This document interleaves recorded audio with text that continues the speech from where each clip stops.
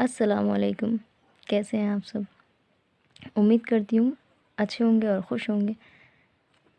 आज की मेरी उर्दू की तीसरी क्लास है और आज हम लोग सीखेंगे आधे हुर्फ़ों की शक्ल और उसकी मश्क। तो आइए सीखते हैं। देखिए, ये है जीम। मुझे उम्मीद है आप लोगों ने पिछली क्लास अच्छे से देखी होगी, पढ़ी होगी, समझी होगी और आप लोगों ने अच्छी तरह समझ लिया होगा और पहचान भी गए होंगे हुर्फ़ों को। तो ये है जीम और ये जीम ही की शक्ल है, लेकिन ये आधी लिखी हुई है, तो इसे भी जीम ही पढ़ा जाएगा। ठीक है, तो ये है जीम और ये भी जीम है। चे चे, सीन सीन, स्वाद स्वाद, नून नून, ये छोटी सी शक्ल है नून की। आइन ऐन, ये छोटी शक्ल है, दूसरी शक्ल है इसकी। फा फा, काफ काफ, छोटी काफ, ये भी छोटी काफ की दूसरी शक्ल है। लाम लाम, मीम मीम। अब देखिए अकेले पढ़ते हैं। मान लीजिए कभी अगर हुर्फ के साथ ना रहा तो हम लोग कैसे पढ़ेंगे, तो पहचाने रहेंगे तभी तो। खे सीन है, ये बड़ी है। गैन ज़ाद काफ लाम शीन, ये बड़ी शीन और ये छोटी शीन। नुक्तों से हम लोग फ़र्क मालूम करेंगे। देखिए, इसको बोलते हैं ज़बर, इसको बोलते हैं ज़बर और इसको बोलते हैं ज़ेर, इसको बोलते हैं पेश। तो ज़बर तभी बोलेंगे जब ये हुरूफ के ऊपर होती है। तो जो हुरूफ के ऊपर होता है वो होता है ज़बर, जो हुरूफ के नीचे होता है वो होता है ज़ेर और जो हुरूफ के ऊपर इस तरह का बना होता है तो इसको बोलते हैं पेश।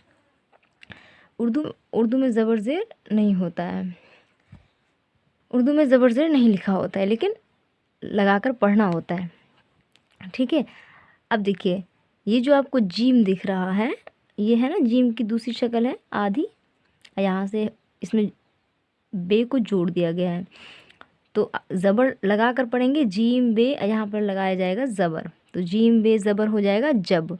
तो अभी हम लोग ज़बर लगाकर उर्दू नहीं पढ़ेंगे, अभी हम लोग सिर्फ हुरूफ को पहचानते हैं। देखिए जीम और बा, देखिए यहाँ से जो यहाँ की जो इस जीम की जो आधी शक्ल है, इस जीम को लिया गया है और बा को मिला दिया गया, तो जीम बा हो गया, जीम बा।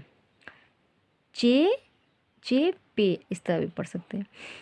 अभी सिर्फ पहचान रहे हैं हम लोग, ये चे है, ये पे है, ये खे लाम एक साथ मिला हुआ है, सीन बे एक साथ मिला हुआ है, अलिफ और बे अलग अलग है लेकिन पढ़ेंगे साथ में।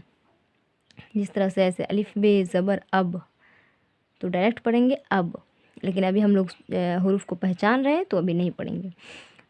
रे बे, दाल सीन, दाल नून, रे काफ, मीम लाम, फे नून, काफ रे, ये देखिए ये छोटी काफ है यहाँ से यहाँ, और ये इससे पहचान करेंगे छोटी काफ, और ये रे।